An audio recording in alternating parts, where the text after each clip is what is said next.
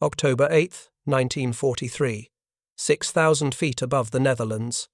Flight Officer Ralph Hofer gripped the control stick of his Republic P-47 Thunderbolt, his first combat mission barely 20 minutes old.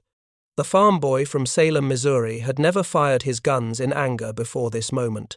Yet through the oil-smeared windscreen, he watched a Messerschmitt 109 tear into an American fighter with murderous precision. What happened next would violate every rule his commanders had drilled into him. Break formation, never pursue alone, protect your leader at all costs. But something in Ralph Hofer, something forged in Missouri wheat fields and Chicago boxing rings, rejected those calculations entirely. He broke hard left, dove away from his flight, and went hunting. The gun camera footage reviewed that evening at Royal Air Force, Debden would stun veteran pilots who had flown dozens of missions without ever firing their weapons. A Messerschmitt 109 filled the frame at point-blank range, absorbing punishment from .850 caliber machine guns. The German fighter rolled, dove, and disintegrated. On his first combat mission, the farm boy with zero aviation experience before 1941 had done what seemed impossible. He had scored a kill. But that moment was merely the beginning. Over the next 9 months, Ralph K. Hofer would destroy 30 German aircraft through tactics so reckless, so undisciplined, so successful, that his commanders debated daily whether to ground him or promote him. The mathematics of his aerial warfare defied every doctrine. The boy who joined the Royal Canadian Air Force on a whim would become the 20th highest-scoring ace in the 8th Air Force. He would also become the second highest-scoring pilot killed in action. His story reveals a truth the military establishment rarely acknowledges. Sometimes the greatest warriors succeed not despite breaking every rule, but because they break every rule. June 22, 1921. A farm near Salem, Missouri. Ralph Halbrook entered a world where aviation remained a distant fantasy for rural Americans. His father worked in a region where automobiles themselves were still novelties. The boy who would one day fly the most advanced fighter aircraft in the world grew up without electricity in many farm homes, without indoor plumbing, without any suggestion that the sky would become his domain. When Ralph was 4 years old, his father died, his mother remarried, and the boy took his stepfather's surname, Hofer. The name would eventually appear in combat reports, intelligence debriefs, and memorial services across England. But in 1925, it was simply the name of a Missouri farm boy learning to work the land, fix machinery, and survive the Depression. Athletics saved him from the grinding poverty that consumed rural Missouri in the 1930s. He won a trophy in the Golden Gloves boxing tournament in the light heavyweight division in 1940. He played semi-professional football in Chicago leagues. His physical coordination, his reflexes, his willingness to absorb punishment and keep fighting, all developed in rings and fields rather than classrooms. The aggression that would later terrify German pilots was honed against opponents at Trafton's gym in Chicago, where the family eventually relocated. He even boxed professionally for a time under the name Halbrook, sparring with the legendary Billy Conn. By 1940, Ralph Hofer had abandoned any pretense of formal education. He enrolled briefly in junior college, showing some interest in commercial art, but the structured environment suffocated him. He returned to Missouri, taking a civilian job at Fort Leonard Wood. His plans, such as they were, involved heading to California to pursue prize-fighting professionally. Aviation never entered his calculations. The transformation from aimless drifter to combat pilot happened entirely by accident. In the fall of 1941, Hofer struck north to Detroit, Michigan. He had contracted to deliver a new 1942 Hudson automobile from the factory to a purchaser on the West Coast in exchange for travel expenses. While awaiting the vehicle's availability, he took a day trip across the Detroit River to Windsor, Ontario. An immigration official, assuming the young American had crossed the border specifically to enlist, directed him to a Royal Canadian Air Force recruiting office. Hofer had never considered flying. He had never been inside an aircraft. He had no technical education, no navigation skills, no understanding of aerodynamics or ballistics. but the spontaneous impulsiveness that defined his character took over. On July 19, 1941, within hours of crossing the border, he had enlisted in the RAF as an aviation cadet. The contract to deliver the Hudson automobile was abandoned. California and prize fighting were forgotten. The decision should have ended in disaster. Aviation training in 1941 required mathematical precision, technical knowledge, instrument reading skills, and careful adherence to procedure. Ralph Hofer possessed none of these qualities. Yet somehow, he completed elementary flight training in Canada. He mastered basic aircraft control. He passed navigation courses despite having no natural aptitude for the subject. He absorbed gunnery instruction despite never having fired a weapon in aerial combat. By October 1942, Sergeant Pilot Hofer shipped to Britain. The RAF posted him for additional training rather than combat operations. Months passed. The war intensified across Europe and North Africa. American forces entered the conflict after Pearl Harbor. Yet Hofer remained in training units, watching the war from the sidelines, growing increasingly frustrated. In June 1943, an opportunity emerged. The United States Army Air Forces began accepting transfers from Americans serving in the RAF. With his flight hours and training, Hofer qualified for immediate assignment to a combat unit.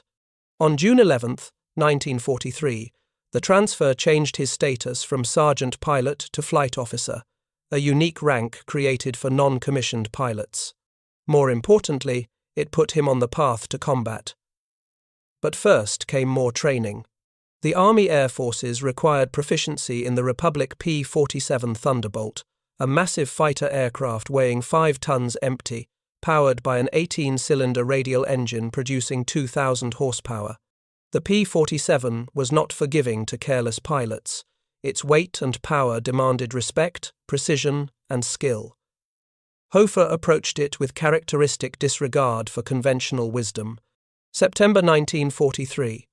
RAF Station, Debden, Essex. Flight Officer Hofer reported to the 334th Fighter Squadron, 4th Fighter Group, 8th Air Force. He could not have joined a more legendary unit if he had designed it himself.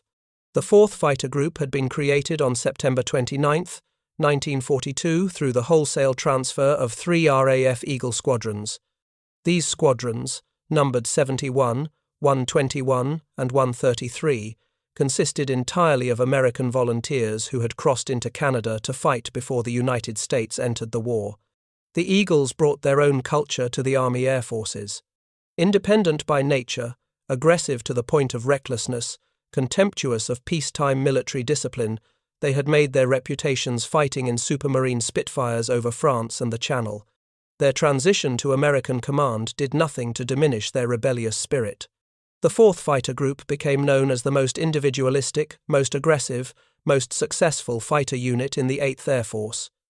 Into this environment walked Ralph Hofer, bringing his own unique brand of chaos. With his markedly long brown hair violating every grooming standard, his bright blue football jersey bearing the number 78 in orange, his gold snake ring worn on his left hand, he looked more like a college athlete than a military pilot. Around the base, he was often seen with Duke, an Alsatian dog he had adopted from a pilot who had bailed out over France. According to witnesses, Hofer sometimes took Duke on local flights, crouching down to create the illusion of the dog at the controls when passing other pilots. He would leave his parachute behind to make room in the cockpit. His appearance was merely the surface manifestation of deeper rebellion. Hofer approached military discipline the way he approached everything else, with cheerful disregard. He was picked up by military police in London for not wearing rank insignia. During the arrest, they discovered he was not carrying identification cards. His Class A uniform blouse was tailored in zoot suit fashion, a style associated with jazz culture rather than military professionalism. Everything about him suggested someone who would wash out of combat aviation within weeks.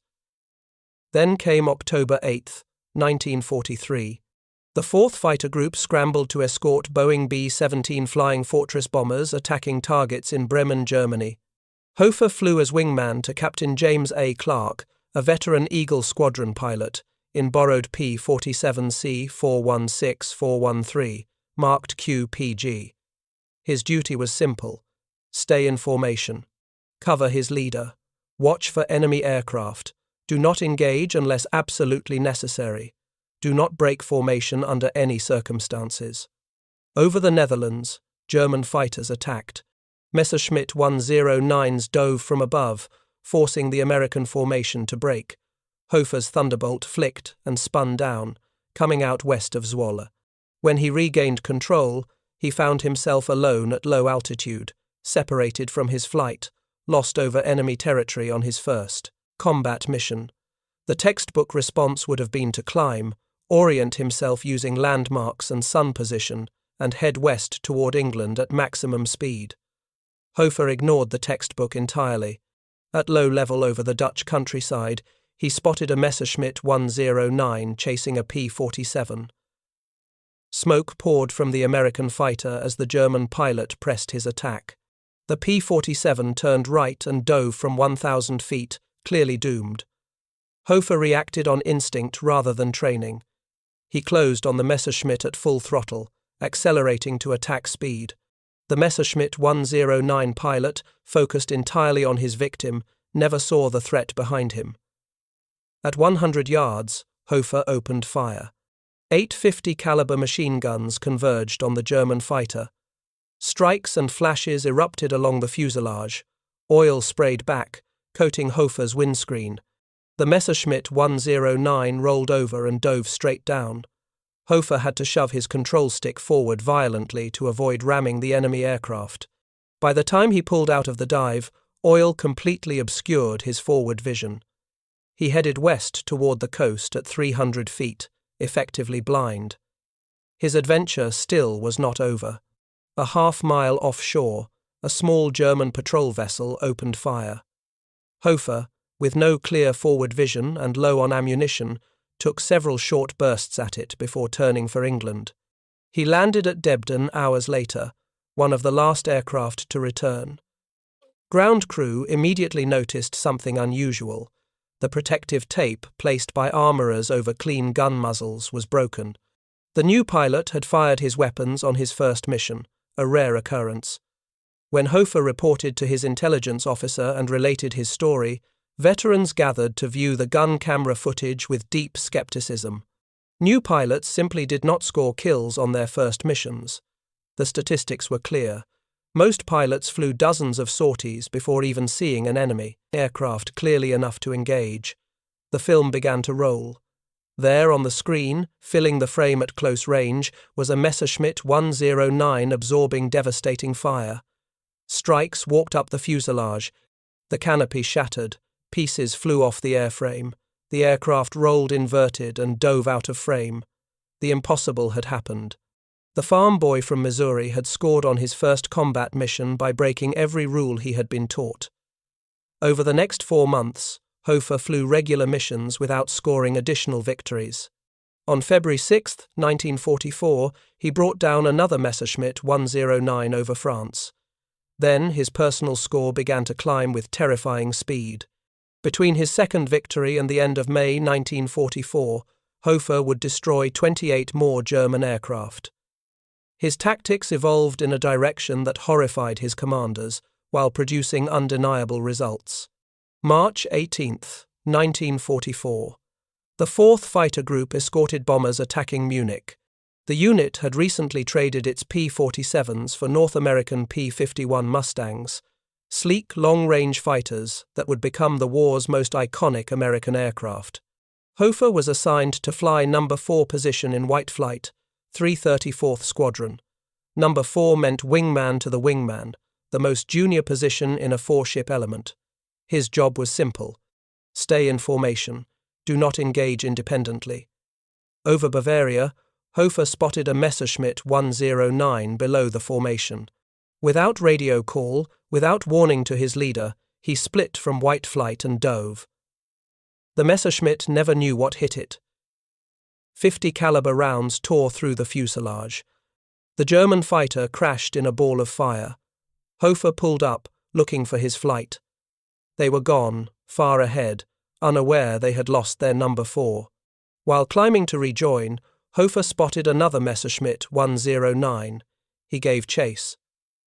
The German pilot suddenly glimpsed the P-51 close behind and immediately bailed out rather than fight. Hofer now found himself completely alone, deep in German airspace, with a malfunctioning radio that prevented communication with friendly forces. The sensible response would have been to set course for England immediately.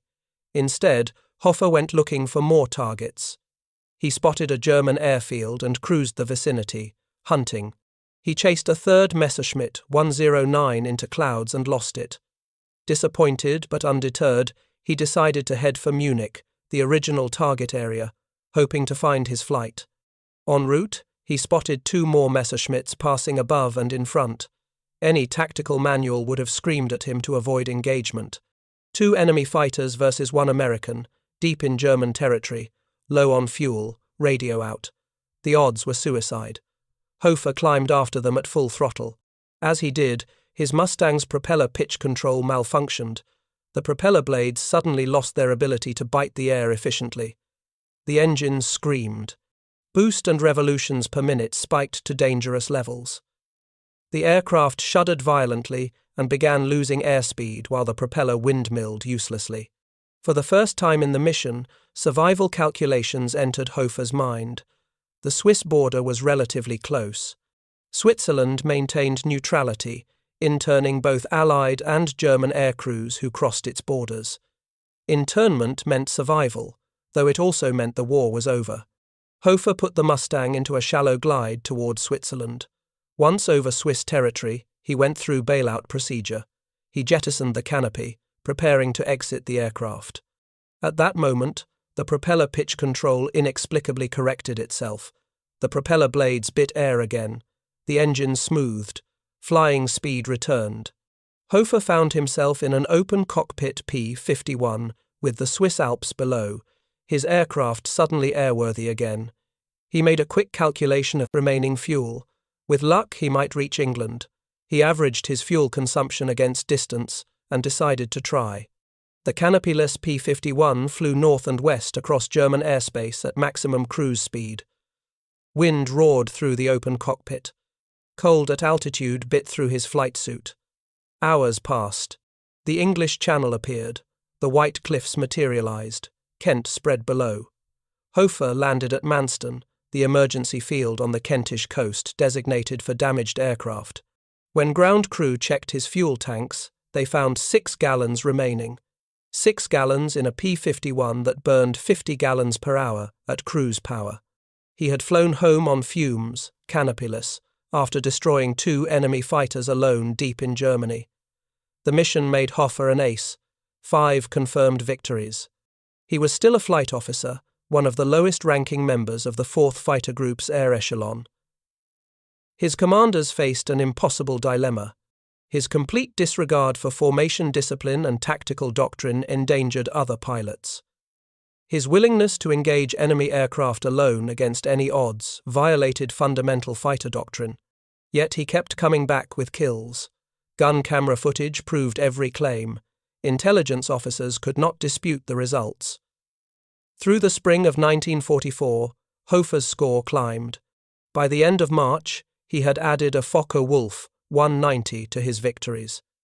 In April, 5 more enemy aircraft fell to his guns. On April 22, 1944, he was promoted from flight officer to second lieutenant. The promotion changed nothing about his behavior. Then came the last 10 days of May 1944, a period of aerial combat so intense, so successful, that it defied comprehension. Hofer claimed 14 German aircraft destroyed, combining aerial victories with ground strafing attacks. 14 kills in 10 days. The scoring rate exceeded that of many pilots over entire combat tours. On May 23, 1944, Hofer was promoted again, this time to first lieutenant. On May 24th, he shot down 2 Focke-Wulf 190s in aerial combat. On May 29th, he destroyed 5 Heinkel 177s on the ground during a strafing run. 4 confirmed and 1 shared with another pilot. The ground victories came from attacks on heavily defended German airfields, where anti-aircraft fire routinely shot down American fighters. Hofer pressed his attacks at minimum altitude, guns blazing, pulling up through flak bursts that shredded other aircraft.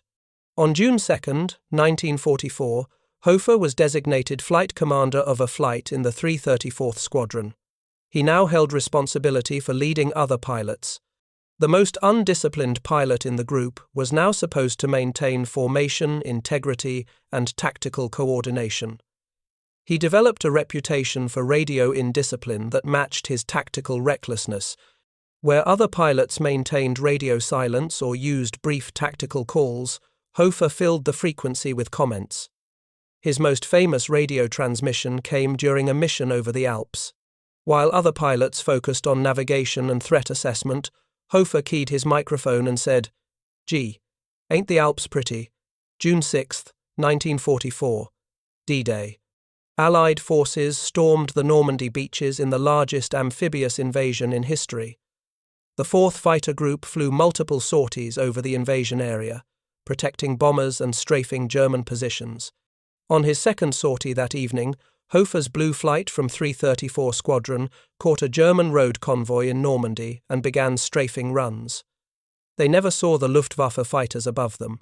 A large force of Messerschmitt 109s dove on blue flight, while the American pilots were focused on ground targets.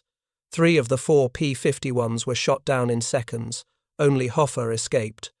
He broke hard, dove for the deck, and disappeared into the splendid, growing darkness.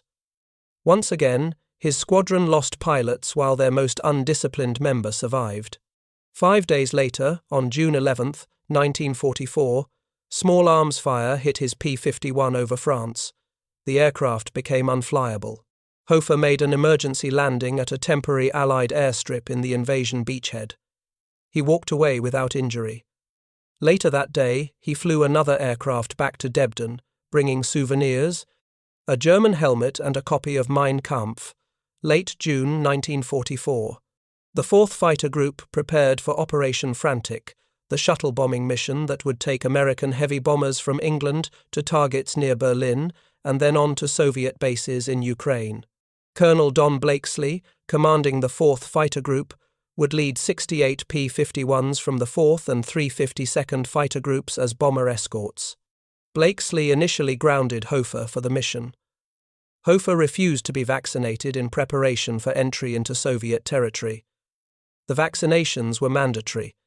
Blakesley went further, denying Hofer access to the officers' club bar. Only when Hofer finally relented and took his shots did Blakesley clear him for the mission.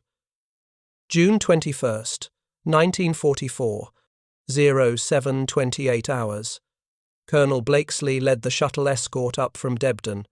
The formation climbed to altitude, rendezvoused with 144 B-17s, and set course for Berlin and eastern Germany. Blakesley briefed his pilots extensively on avoiding combat with German fighters if possible. Anyone forced to jettison drop tanks before passing Berlin would lack fuel to complete the nearly 1,500-mile trip to Ukraine. The message was clear. Stay in formation. Follow the plan. Do not deviate. The mission proceeded smoothly across Germany and Poland. Over western Poland, 1 Mustang and a B-17 were lost in a brief encounter with Focke-Wulf 190s. Hofer, predictably, became separated during the engagement. The formation continued east and navigated carefully over unfamiliar Ukrainian territory. Blakesley's navigational skill proved masterful. The squadrons of P-51s arrived at Piryatin exactly on time. Before an audience of Soviet dignitaries and Red Air Force officers, Blakesley and his pilots taxied into position and shut down. Taking stock of the force, it became clear that all but 2 P-51s had made it. One had been lost over Poland. The other, piloted by Lieutenant Ralph K. Hofer, was missing. As Blakesley learned later, Hofer had become separated during the brief dogfight but continued eastward alone.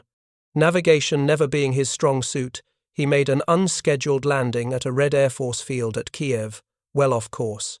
Suspicious Soviet authorities held him in protective custody for 4 days while they verified his identity through proper channels. On June 26, the shuttle force took off from Soviet bases and hit targets in Eastern Europe before flying onto bases in Italy. Released finally by the Soviets, Hofer followed several days behind with 2 other pilots, whose Mustangs had mechanical problems. During the flight to Italy, one pilot suggested to Hofer that his heading was wrong. Hofer, confident as always in his navigation despite having no natural aptitude for it, remained adamant he was correct. The 2 others left to pursue a different course. One arrived in Italy at the intended base. One landed in Sicily. Hofer, running out of fuel, followed a flight of British aircraft and landed in Malta, hundreds of miles off course. 5 days later, he rejoined his group in Italy. On July 2, 1944, Blakesley offered his P-51s as additional escorts for 15th Air Force heavy bombers attacking Budapest, Hungary. The mission launched from Foggia, Italy. The 4th Fighter Group climbed to altitude and set course north. Over Budapest, they encountered a large formation of Messerschmitt 109s. A savage melee ensued. Captain George Stanford of the 335th Squadron was leading his flight, with Hofer filling in as his wingman. At the start of the engagement, Stanford suffered mechanical difficulties. His drop tanks refused to jettison. Then his engine threw a piston rod, forcing him to break away and head for lower altitude. With no hope of reaching Italy, Stanford belly landed in a Hungarian wheat field and was taken prisoner. While standing near his wrecked aircraft, Stanford spotted a lone P-51 buzz him at low level. He recognized the aircraft as belonging to his wingman, Ralph Hofer, who had apparently followed him down to check on his condition. What Stanford saw next made his heart sink. A Messerschmitt 109 was positioned directly behind Hofer in perfect firing position. The Messerschmitt opened fire just before the 2 aircraft disappeared from sight. When the scattered elements of the 4th Fighter Group returned to Italy that afternoon, 6 Mustangs were missing. Among them was Ralph Hofer.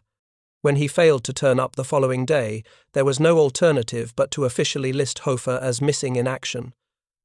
Several weeks later, word arrived through Red Cross channels.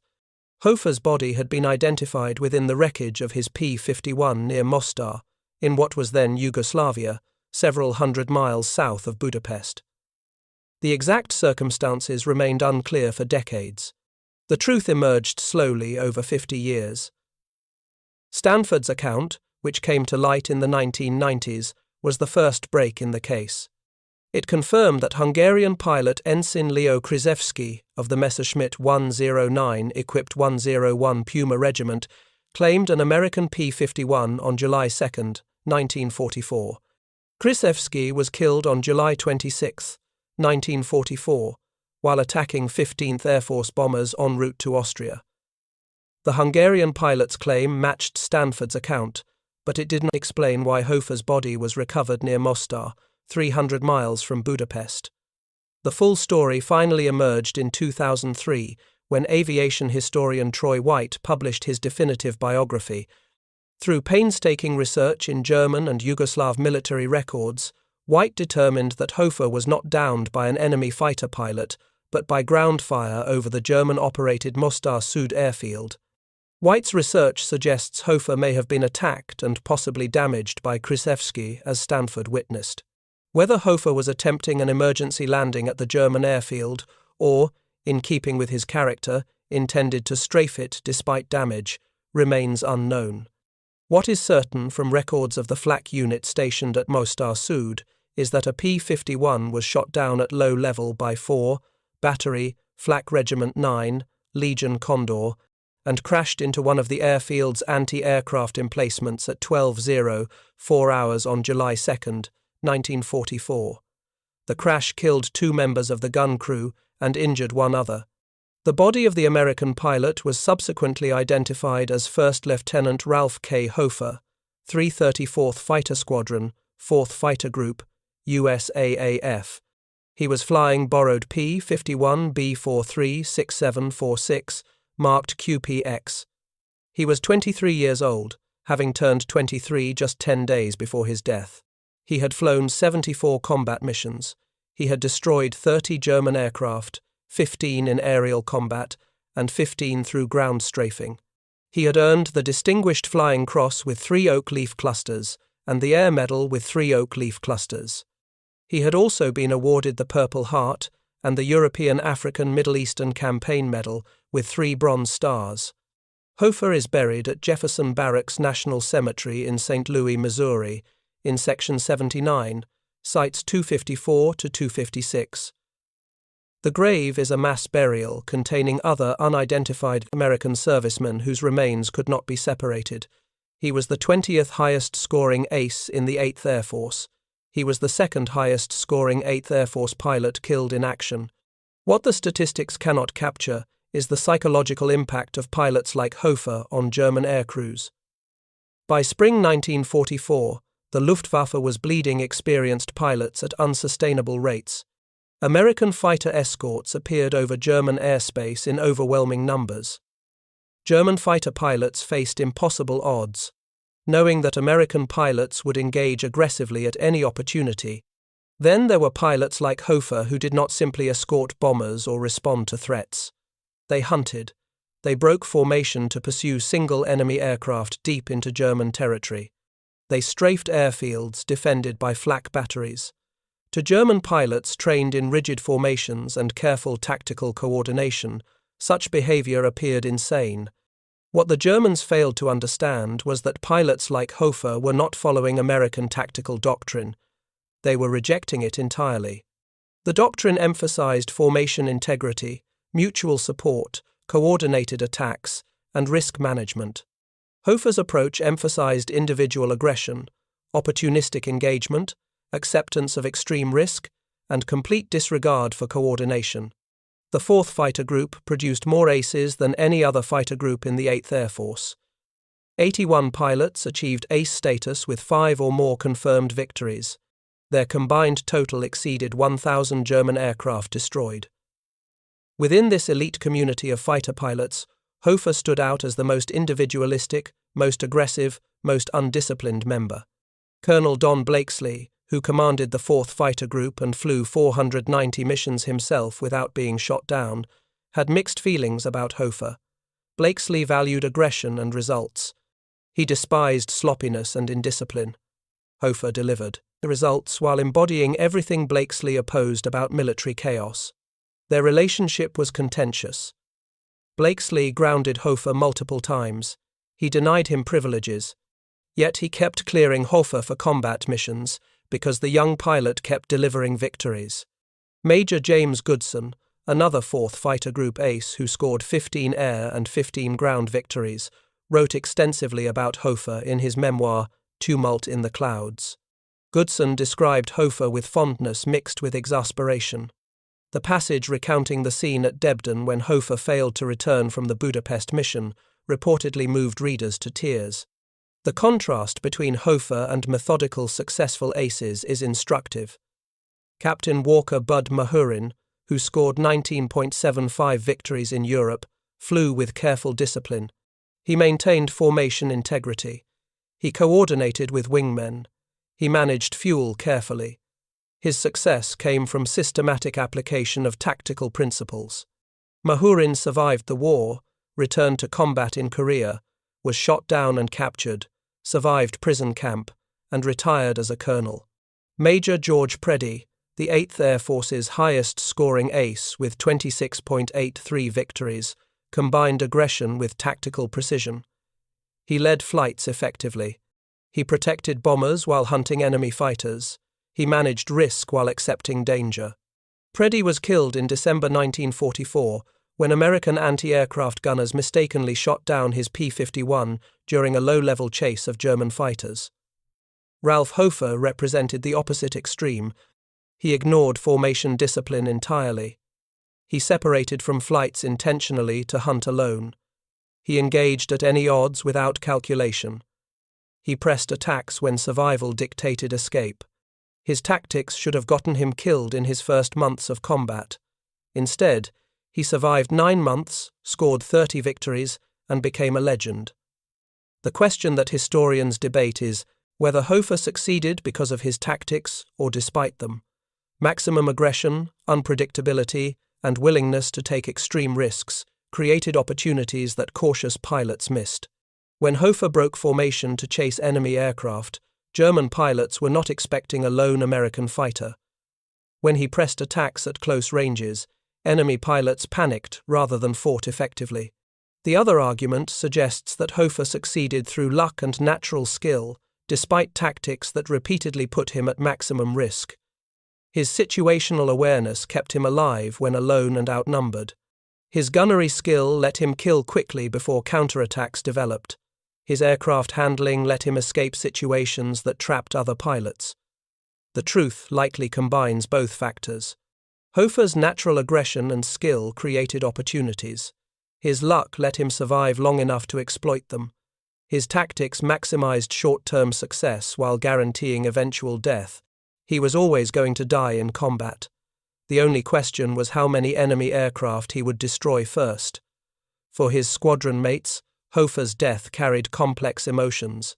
Relief that they no longer had to explain his absences to angry commanders, mixed with grief at losing a friend and respect for his achievements.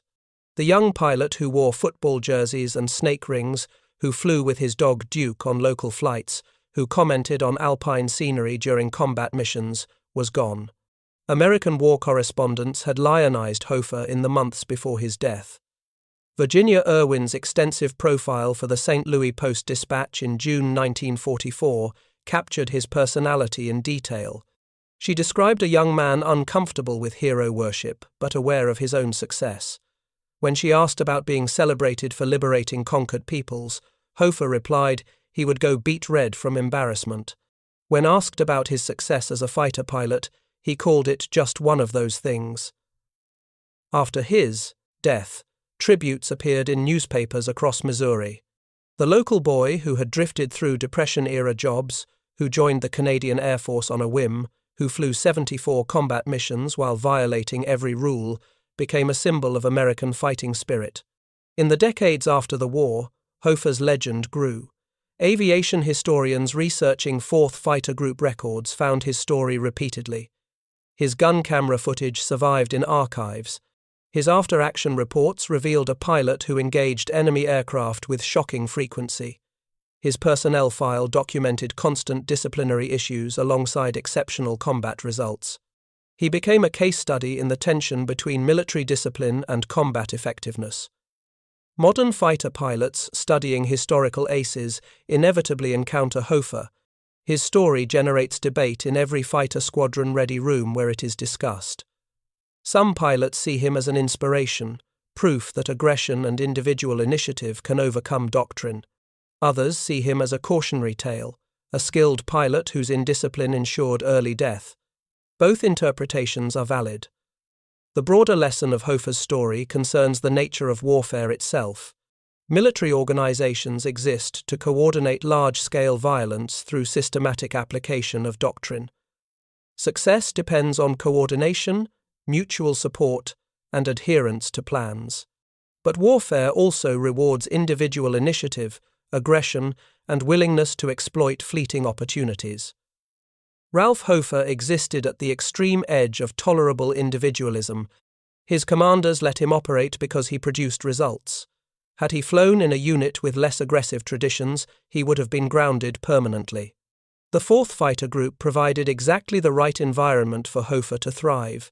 A unit aggressive enough to appreciate his kills, but disciplined enough to function despite his presence.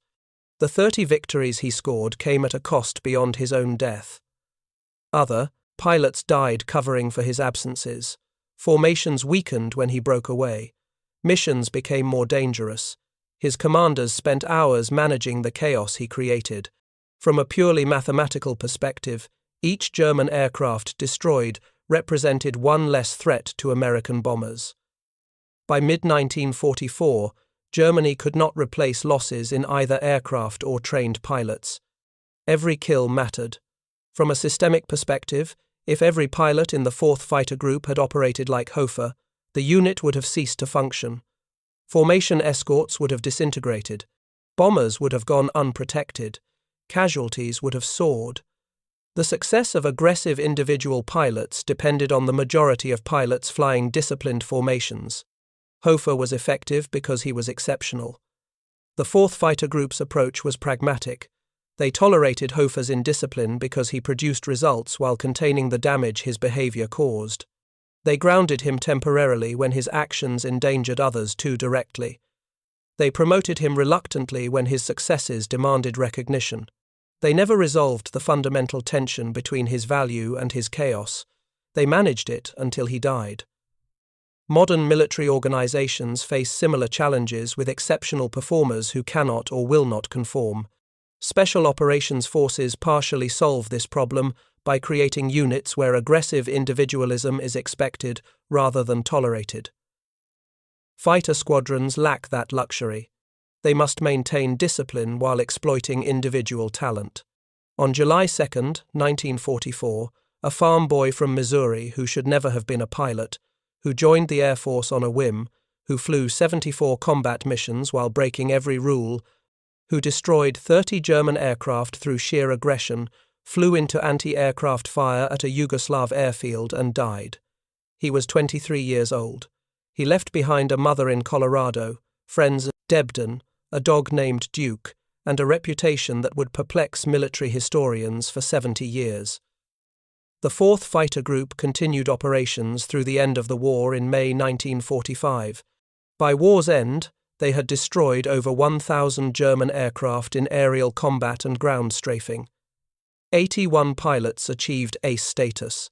The unit became the most successful fighter group in the 8th Air Force by most metrics. Within that remarkable organization, Ralph Hofer remained unique. Not the highest scoring ace, not the most skilled pilot, not the most decorated. Simply the most aggressive, most undisciplined, most individualistic fighter pilot in a unit known for producing aggressive individualistic fighter pilots. His tactics should have killed him in weeks. Instead, he survived 9 months and destroyed 30 German aircraft by refusing to fly the way he was trained. In the end, that may be the most important lesson of Ralph Hofer's story. Military organizations train individuals to operate in systematic, coordinated ways. Most of the time, this approach produces optimal results. But occasionally, individuals emerge who succeed by rejecting the system entirely. These exceptional individuals create problems for command structures while delivering exceptional results. The 4th Fighter Group chose to tolerate Ralph Hofer until he died. They could not tame him. They could not replicate him. They could not fully understand him. They could only watch in amazement as a farm boy from Missouri who wore football jerseys and flew with his dog destroyed German aircraft at a rate that defied doctrine, until the day anti-aircraft fire over Yugoslavia ended his brief violent career. His story stands as testament to a truth military organizations rarely acknowledge. Sometimes the greatest warriors succeed not despite breaking every rule, but because they break every rule. Ralph Kid Hofer was not a good soldier. He was a brilliant fighter. In war, that distinction matters more than any regulation he violated.